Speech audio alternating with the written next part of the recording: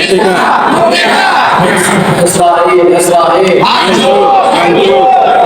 Takbir. Takbir. Ya kalau ulama punya ini tak memungkinkan secercah kain ini menutupi lukanya para sahabat yang sedang kena tembak, azan sedang kena panah. Memungkinkan bisa menutupi luka para sahabat. Ada anak kecil yang Rasulullah ada bawakan tempat ini, memungkinkan ini bisa untuk tempat melepaskannya.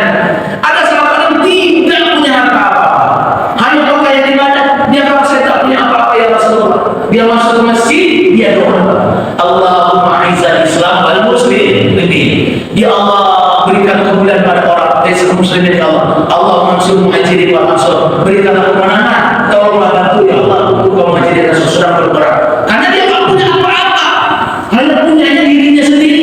Mungkin dia hanya bisa doa. Maka yang paling tidak kita doa. Ya kalau kita punya harta kita yang kita makan ini, yang kita pakai ini hanya sebatas di sini.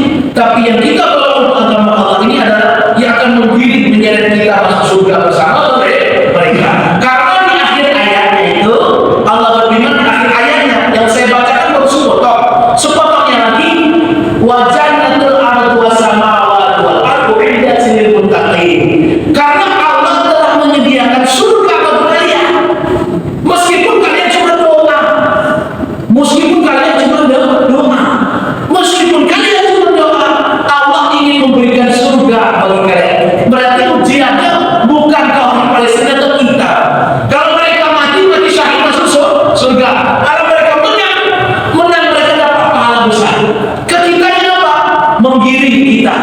Ya, paling tidak dengan doa ini juga termasuk kita bagian daripada digiring untuk dapat surga. Ternyata di situ.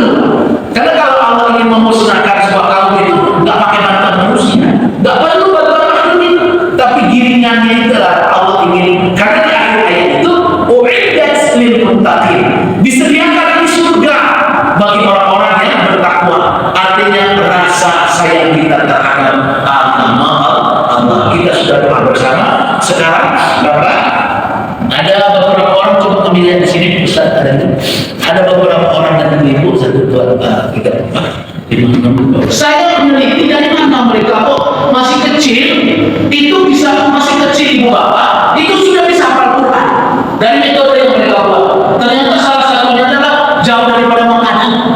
Jadi ketika lapar dan senang, ibu bapak ustaz syekh memainkan anak kecil itu lapar, diberi Al-Quran, katanya tak membaca dan menghafal Al-Quran yang bisa menyelangi lapar. Oke bapak, kalau lapar, panas, tengah hari, pening, coba bapak lapar jangan baca Al-Quran, hilang masalah. Nanti antara dua, kalau udah hilang masalah laparnya tertidur, betul? Ya. Ternyata membaca menghafal Al-Quran ini bisa menghilangkan lapar. Makanya mereka ketika lapar disuruh mereka menghafal. Nah ini ketika terbangun perut seperti di zaman Nabi digagalkan dengan batu lapar, maka dikasih lagi Al-Quran. Maka mereka dalam keadaan perut kosong cepat menghafal Al-Quran. Ini salah satu penyebabnya kenapa anak Gaza cepat menghafal Al-Quran, karena memang ada anu seperti itu. Untuk mempertahankan lapar itu obat salah satunya adalah membaca dan menghafal Quran. Ini sesuai dengan hadis Nabi.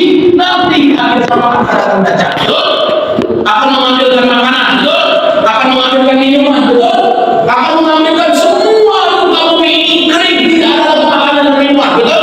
Yang ingin makan, yang ingin minum harus ikut dajjal, betul? Pada waktu itu kata Nabi, umatku dalam keadaan kelaparan, mereka yang sama, mereka di dunia yang tidak mampu menahan hawa nafsu terpaksa ikut dajjal. Seandainya Bapak dajjal datang, tidak ada makanan minuman, kita udah lapar 3 hari.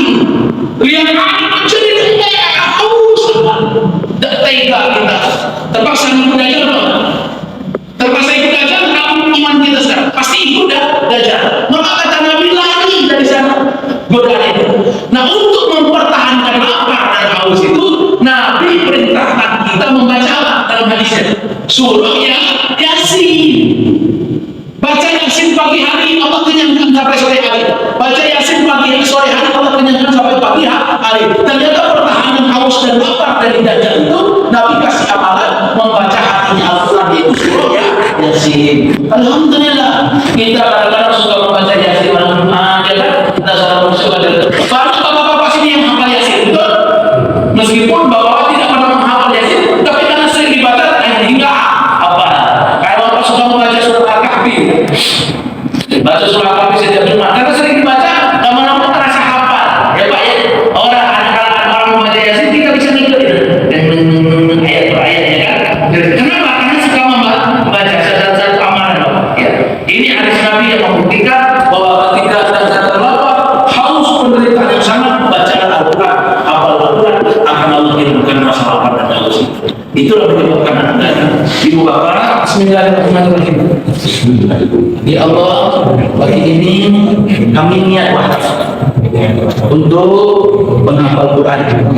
Pahalanya untuk kedua orang tua kami, muslim tertinggal dunia, keluarga kami, anak cucu kami, jadikan menghafal Quran. Apabila keluarga kami yang punya penyakit, dengan wasilah wakaf ini sembuhkan penyakit keluarga kami.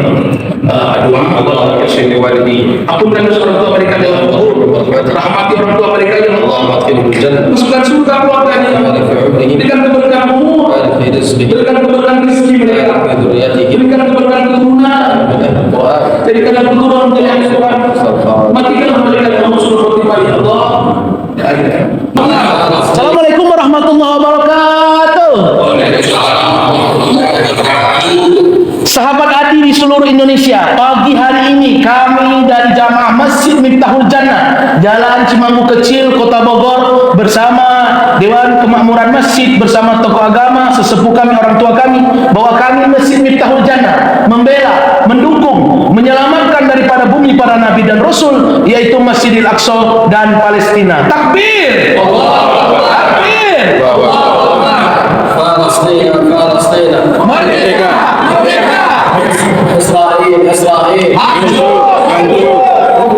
Sahabat dari seluruh Indonesia, salam dari Masjid Miftahul Jannah untuk sahabat dari seluruh Indonesia. Assalamualaikum